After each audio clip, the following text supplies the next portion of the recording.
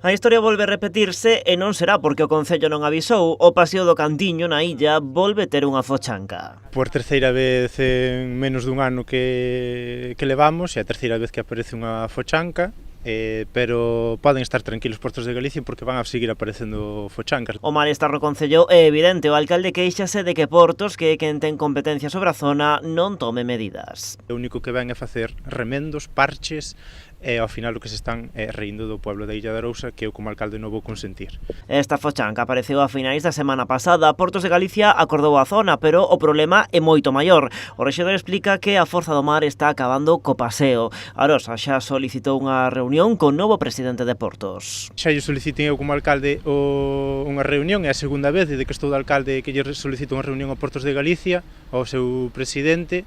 Espero que nos atendan o antes posible porque eu creo que é unha urxencia inmediata actuar neste paseo marítimo. Pero esa petición polo de agora non tivo resposta. O alcalde lembra que a proposta do Concello é clara dende hai anos. É o que xa levamos insistindo hai anos, é un parking subterráneo, se pode facer en Porto Novo, podese facer na Illa de Arousa, non somos menos. Porque, conclúe o alcalde, ás veces na Arousa teñen a sensación de estar esquecidos. O puente que temos é conexión Galicia con Galicia, non é conexión con Asturias, non somos outra comunidade autónoma, senón que seguimos sendo Galicia, e sin outros concellos se pode, na Illa de Arousa pódese perfectamente. Tanto o Partido Socialista como o BNG, socio de goberno aquí na illa, presentaron emendas aos orzamentos da Xunta para que o goberno galego destine unha partida o ano que ven ao arranxo integral do Cantiño.